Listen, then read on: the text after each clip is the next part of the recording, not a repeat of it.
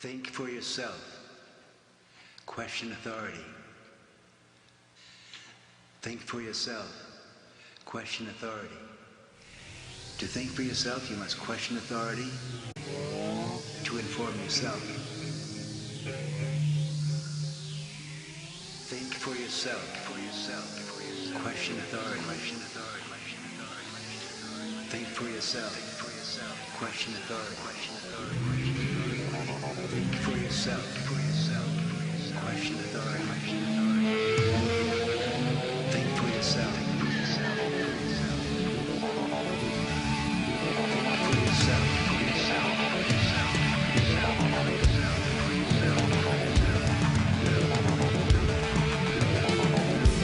I'm the interfaith minister in Nkanwi Fokwa, the initiator of the Ministry of Spiritology, the director of the Association for Cultural Awareness, which was founded in Cameroon back in 2007. Now we're up in Accra, that's the extension of the ministry. We're continuing to spread out, because of journalist disposition. The fact that, the minister himself as a servant to the people must make sure that he educates them, he informs them in the context of that spiritual culture. And that's why we evolved with the idea of the Ministry of Spiritology. Now the pandemic has come, it's locked everyone in the house, and normally we just did our connect work, social activism, promoted relations between Muslims and Christians, like some work that we did in Cameroon with Abdul Karim. But now we're broadening it out actually with continuance of the promotion of African consciousness and developing now a systematic approach from the Kemetai tradition to interpret what we recognize as the modern spiritual traditions of Christianity to develop a pure, holistic African cosmology which can be representative of the continent and all of its sub-traditions, and even parallel and linked to other naturalist traditions like what we find with the Druids and the Goths and the shamans. You see it, and all of these other various traditions that represent and recognize the intrinsic value of the soul in relationship to its immortal existence in reality as a conscious entity. Now, that's just laying out something that, to give you an introduction on what we're actually going to be getting into in subsequent discussions. Right now, as you can see, we prepared a discourse on the whiteboard behind you. Jesus supported slavery. Now, of course, George Floyd was brutally murdered, suffocated in front of the entire world. Social media captured it. And in the context of the pandemic, I've been on YouTube, I've seen all of the information and the way everyone's approaching it, and the conspiracy this and that. That's not what this video is about, you see it. The video is actually, we want to get into the context of the fact that the origins of racism on planet Earth, you see it, this whole idea that a white man is superior to a black man was actually developed in the context of Christianity. And it goes back to the fact that we should recognize that fundamentally Jesus Christ himself is an individual of which ethnicity, but though considered to be God by people. That's how this subliminal trickery gets into people's head. He's given parables and talking about slavery. He's a Jew. The Jews had a whole context of slavery, that they were a chosen people, everyone else is goyim. They even have scriptures that we're going to point out that gave them the right to enslave other people. Now, all of this was what was bred and given to Africans for 500 years as they were indoctrinated in this Western tradition. If we want to say we're dismantling racism, like we hear in Michigan, they were bringing down statues of Jesus and people are trying to dodge this discussion. No. That's what we're going to discuss about. So you're going to like it. We know you're going to love it. Make sure that you do symbolize that you like it. Click that button down there, like on this video, of course, and subscribe, because we're going to make sure that we keep up content, because the ministry, we're coming out from the underground. We have to make sure that we do keep up content. At least, I'm not going to promise you anything. I would like to say once a week. But like I said, the environment, you hear the noise. I'm a perfectionist, trained journalist. So if I want to make a video, But this information is getting really dire. It's important. It needs to get out because this is our time. Things that we've been discussing for years, swapping stories. We're seeing now that it's going mainstream, and even the way that the mainstream is trying to approach it, we know it's watered down. So Pastor Chris, some months ago, was trying to talk about 5G and Mark of the Beast and 666, and we did a video on that. He didn't get into the relationship that is clearly established with the scripture and the Roman Catholic Church. I don't know. He's running away from exposing that if there are going to be last days and the world is corrupt, then it's the church that actually becomes corrupt. And that is the church we are seeing today, the age of Kali. Even the Hindu traditions, they synchronize with it in the 4H concept and theory. So we want to look at this concept because if we're going to say we're going to dismantle racism, you see it, we have to understand how it's able to be used to indoctrinate people. Now this is supposed to be a 15-minute video. We've broken it into 3 steps. We hope we get this information out to you. Now to approach this topic, we're going to come out in 3 steps. First, we're going to look at how Jewish culture during the 1st and 2nd century was established and what were the beliefs about slavery during this period. Then we're also going to move to our second point and look at how the Old Testament teachings also had their own influences, and I mean, we don't want to say they were innuendos. The Old Testament clearly gave stipulates and codes for how slavery was actually supposed to be enacted and the relationship between the Hebrew, the Jews, and the rest of the tribes around it. This, like we said, it's externalized now in the Roman Catholic tradition to represent the relationship now with the African dominant melanated man. And then our third point will come the New Testament teaching, because if we're saying that Jesus supported slavery, it's looking at the whole Hebrew tradition, and this individual representing it assumed to be the man of God by the Christian tradition, and why they would even accept slavery. Because when their God, which they say Jesus is, spoke about this in various instances, which we'll name some of them, and the primordial tradition of the church was established as what is read in the New Testament. Slavery is never denounced. You see it. Even the concept of racism, as it can even evolve when we want to start getting now into our first point from the basis of looking at like rabbinical text. You see, we have historians like Titus Flavius Josephus, who is a well-known Jewish historian who lived from 37 CE to about 100 CE.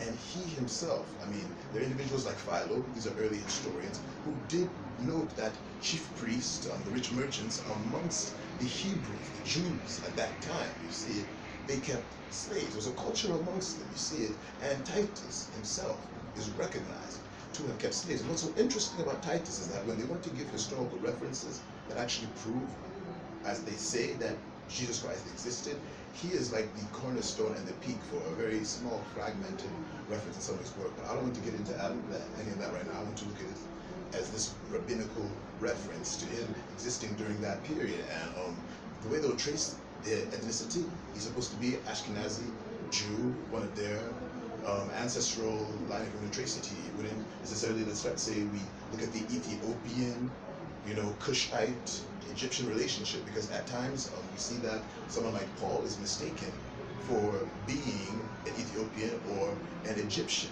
but he was a Pharisee, you get it? So when we talk about the ethnicity, the issue of skin color and pigmentation, we have to know something about black people and white people, and we have to know that we have eumelanin and we have pheomelanin, and we have the albinated skin tones or genetic variations based on tyrosine, which is the gene that the dominant eumelanated man, the dark-skinned black and brown person will have, which when the sun hits their skin, the tyrosine causes ionization to spread. The sun rays spread, so it doesn't burn the skin, it pigments it, and it's in different variations depending on how dominant tyrosine is. But the Caucasian, the albinated man, doesn't have it.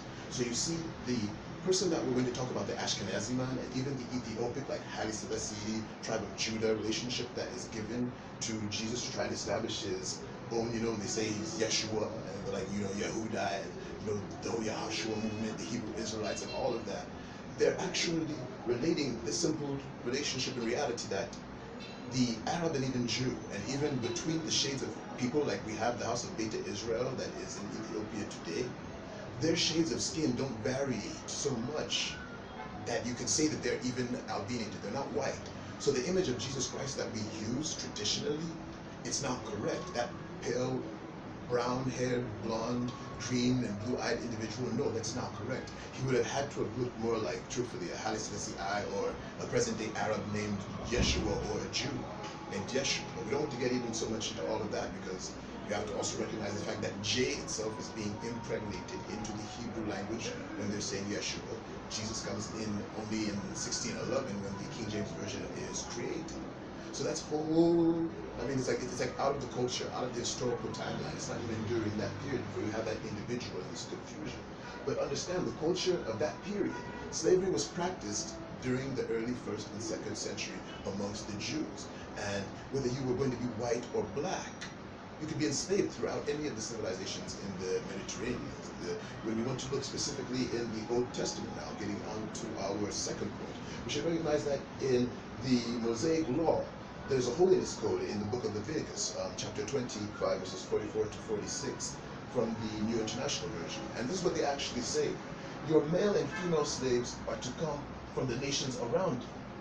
From them, you may buy slaves. You see it, like I started to point out in the introduction, you see it, the Hebrew, the Jews saw themselves as the chosen people of their God, Yahweh. So they gave themselves the right to enslave anyone that they would capture in the tribes that were around them. And this starts to show you how now, even in the antiquity of that tradition, because if you start saying Mosaic law, going back to what? Hammurabi, the migrations into that period with the Hebrew exodus could have been 2600 to 1200 BCE. So this time frame, it shows you that slavery was something that was actually being practiced in this culture and tradition at that time. Before we can even get references, we want to say that Joseph himself is sold to the Ishmaelites. If we look at Genesis chapters 37, 28, you see, it said that his brothers put him in a pit and sold him for 20 shekels of silver to the Ishmaelites, you see. And the Ishmaelites themselves, you see, they are the descendants of Abraham. If you want to realize how the Arabs today, the current trends of Islam, they always talk about Ishmael. You see, in their own sacrifice, they say that Ishmael was going to be sacrificed instead for a ram. Meanwhile, in the Jewish tradition, they say that Isaac was going to be sacrificed instead for a sheep. You see, it's all one cultural area, one cosmology, one mythology, essentially, one spiritual tradition amongst these people. And you see that people might at times say that, oh, there was a trans-Saharan slave trade. Yes, there was trans-Saharan slave trade because the Arabs, as you see it, who would have been the descendants of Abraham's relationship with Hagar, as we find in Genesis chapter 16, verses 1 to 6, giving birth to Ishmael, and also Abraham having a relationship with Keturah, giving birth to Midian. We find a reference in Genesis chapter 25, verses 2 to 4, in which the Ishmaelites, the Midianites, we have a historical reference for 1910 BC. This again puts us in the context of how far back we see slavery is being practiced, and it's Joseph's brothers. You get it? The Israelites, the ancestors of them, selling him into who? He's bought by the Arab descendants who take him and sell him to who again? Into the house of Potiphar, where he's bought, and we know how it evolves there. And that whole context of history shows you that this practice, it's clear, it's legitimate. And when you come to 1 Kings chapter 9, verse 20, you see it, you find that Solomon himself establishes authority when he's able to enslave the Amorites, Hittites, Perizzites, Hivites, and Jebusites. You see, they say, upon those did Solomon levy a tribute of bond service. A bond service, in the Old Testament, we're translating a particular word in Hebrew called ebed. When you see ebed, bond service, slave, servant, even you'll see the Greek, they'll use gurus. It all references an individual who, in this context, as you would read it, would be either an indentured servant, or a chattel slave, or a prisoner of war, or a woman who was conquered and forced to be a slave of a soldier. All of these things are codified in the book of Leviticus, chapter 25, verses 44 to 46, following. You see, slavery is nothing new on the face of the planet. What became new about it is that the Roman Catholic Church now specifically influenced the interpretation of Noah's curse upon Canaan in Genesis chapter 9, verse 25, in which they say that Ham saw Noah drunk. Now, get this, it's important. And he laughed and mocked at him. But his brothers, Shem and Japheth, then, realizing that their father had fallen asleep while he was drunk naked, turned their backs and picked the cloth and comforted him. And they say Noah woke up and immediately pronounced a curse upon the generations of Ham, saying, "Cursed be Canaan, a servant of servants shall he be unto his brethren." Now we need to understand something in the context of this passage, and it's going to make us go above our time. It's important that we really get this logic, because the insinuation of Noah's curse is that since Noah, being divine, preserving himself through the flood, puts a curse on Canaan. And Canaan is the grandson, actually, which is the son of Ham. That Canaan becoming a slave, and his descendants being a slave unto the uncles, that's Shem and Japheth, in the context of this narrative. That black people who essentially became enslaved were the descendants of Canaan. That is the interpretation that the Roman Catholic Church used to enforce its doctrine of slavery. And today you'll still meet people who will still recite this concept, but this is the error in it. When we talked of genetics and tyranny, it was important to bring that point out first. Because when we want to say that Noah would have pronounced a curse upon Canaan, you see it, and then Canaan instead now justify that he's black. See, I want us to follow the interpretation that they're giving this first before I'll come back in maybe a later episode. But get this, if Canaan now is the slave and represents the black people, his father Ham has to also be black, because genetically, this is the same nature that God would have given and not changed now. We don't see any Caucasians ever giving birth to any black, dark-skinned, female-melanated or hue-melanated people. But we do see that the dominant hue-melanated man and female-melanated people can give birth to the albinated person. We have historians, scholars like Dr. Chi and Diop and other biologists too, actually brought out theories and hypotheses suggesting that albino migrations out of Africa successively for thousands of years during our Homo sapien migrations into Europe, and then recombinations of them. We talk of races like the Neanderthals. We have the Heidelbergers' migrations into Europe before the Homo sapiens. These recombinations, you see it, are what gave forth the Caucasian, the pale white-skinned man today, before he came back into the center of civilization with his mixture with us in the Arabian Peninsula. All of this, of course, is background history and derails us a bit. But you should understand that there's no way Noah then could have been white. You see it? Noah would have had to have been black genetically.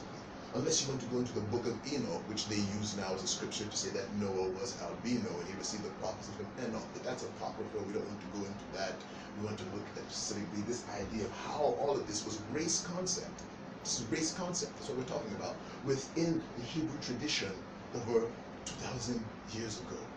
And then now we come to the time of the New Testament teachings. And I would really like to, we can wrap this up in 20 minutes. We're not going to have a lot of editing, you see it. So we'll just rush through it really quickly. So that we realize that we come now to the New Testament times, you see it. This would have been the 1st century CE. We talked of Flavius Josephus, 3700 CE, the birth of Jesus. They give us at times from 7 BCE to 4 BCE with the death and crucifixion, perhaps 30, 33 CE. These early periods, you see it. We see that tradition of slavery has actually come into the Roman Empire. You see, this descendant culture and passed from civilization. Remember, until the 15th century, before the Vatican made its Papal Bull decrees, a black man and white man were equal. You could be enslaved if you owed someone money and couldn't pay. You get it. A white man would owe a black man around, let's say, Carthage money, and would work for him for 5 years to pay it back. You see, if you fought wars, you suppressed someone's tribe or clan, that was the practice. There wasn't UN and human rights and all of these things which evolved later after they spoiled Africa. They had to come to this level of giving human rights. But let's not digress. Let's take this to completion so that you see it. You see, the Roman culture inherited all of this. And this individual, Yeshua or Jesus, who would have existed as a Jew, a descendant of these Hebrew traditions, you see it, moving in with his disciples, raising this movement, also in the context of his understanding of the Mosaic law, let's just give examples. He was always wont to give references in which he talked of a master and his servant, or a master and his slave. There are several of them.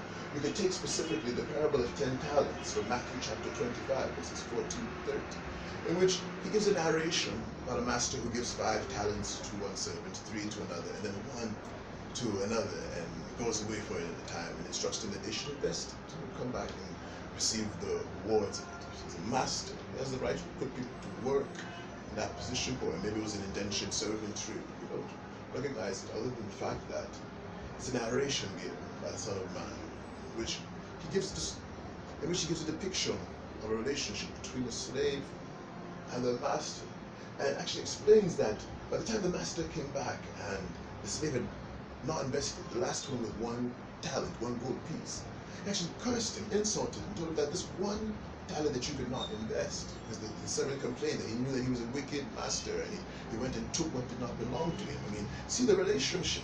We saw this relationship in transatlantic slavery before we start talking about Arabs and Abraham and trans-Saharan slavery. You see it. It was based on chattel concept that you would be perpetually enslaved and never be able to be free. Because when you read these verses and you see how they can be used to give ethical doctrine rational to the idea of slavery, it's not strange that for 500 years, if this parable, you see, of the unmerciful servant is constantly reiterated, you see, in Matthew chapter 18, 21, 35, about a master who shows mercy to a servant who is instead spiteful, and then takes the servant and sells him with his wife and children. This is what Jesus narrates, to give a parable of compassion and why it's important to always do what's good, to not receive retribution. But in the historical context of the reality and culture which he's coming from, he's giving you this understanding. It's perfectly normal.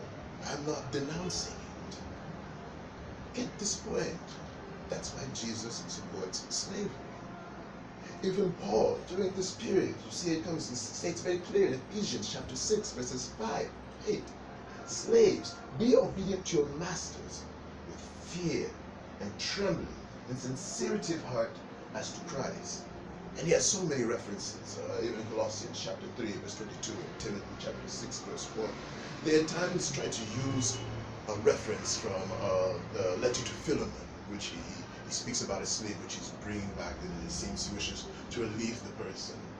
It seems he wishes to release the person. But if you take it in the entire context, the dominant culture, what Jesus, Paul, or even Peter would say, rounding up finally, 1 Peter chapter 2, verse 18, slaves, be subject to your masters with all reverence, not only to those who are good and equitable, but also to those who are even perverse. These are just some.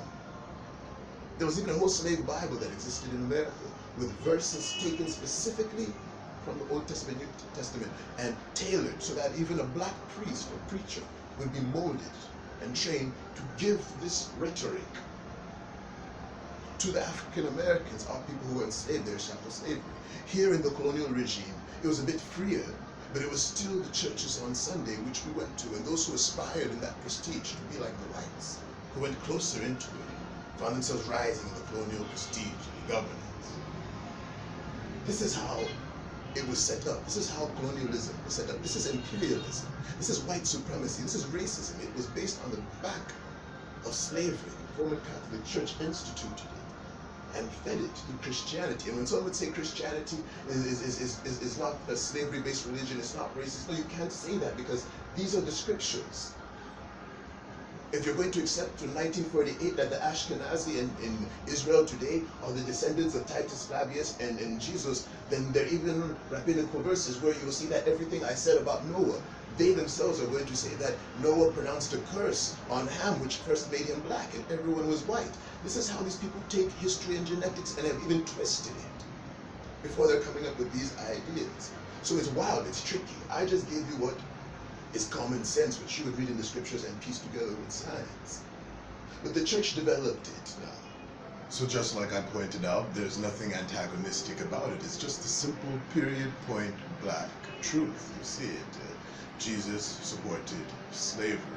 Never at any point does he actually come out to denounce the fact that this oppression of one man over another is something that should be eliminated. And if they want to give him this divine status and counsel and wisdom, the fact that he never did that in the scripture, it does raise a lot of question as to really the understanding of what is being taught to humanity in the context of this tradition. And that's why I want to really just end it. You've gotten the facts, you understand it for yourself. Truthfully, I have my brother coming out to South Africa who really has inspired me. Joshua Mabongo has come out very, very strong. And I mean, that's where Comrade Julius Malema of the EFF has established himself. He's been really consistent in holding, that liberation context in speech. I mean, because if we want to question this current generation, who is still speaking since Kwame Ture passed away? The All-African People's Revolutionary Party is there, and we're figuring out ways to, of course, collaborate and network and raise up that beacon, what Osagie Kwame Nkrumah left for us as dominant melanated people to find a mechanism that would help us to actually implement network globally that could solve our situation. And as far as implementing policy and bringing us together in strength in numbers is concerned, we still need to get to that point. So That's what we're going to end. Give me a shout out. Of course, you heard it. Malemo, respect. Joshua Mpongo, respect. You see it. Of course, give a shout out to Young Folk ADR. We're going to drop a track from the Afro Deity Records. It's going to lead us out, and that, of course, keeps us in that social conscious spirit. My man, Reagan Caffine, we founded this movement back in the day together. He's been holding it down in the virtual forums. And of course, but also give a shout out to, if I'm not forgetting anybody, let me think of, yes, Dr. Mumbai in Kenya. We want to give all respect to all individuals who are on the internet representing the conscious community, keeping information fortified so that people should continue to have those sources of information so that they can become enlightened as far as our people are concerned. And I mean, that's where we take it out. Remember it, truthfully. Until the 15th century, the issue of black and white dominance, the issue of black people being specifically designated for slavery, it did not exist. The Roman Catholic Church traced out the history and lineage going back to the 2nd century, in which we came to realize that the chief priests and the Pharisees, they themselves did keep black slaves. Jesus Christ, regardless of the ethnicity at that time, never came out clearly to denounce it. And that's how we end our discussion. We get all of the scriptures to conclude. Jesus supported slavery. You hate racism. I hate racism. Slavery was founded in racism. What are we going to do about Jesus? Truthfully, Joshua Mpongo has asked us if Jesus Christ is the answer.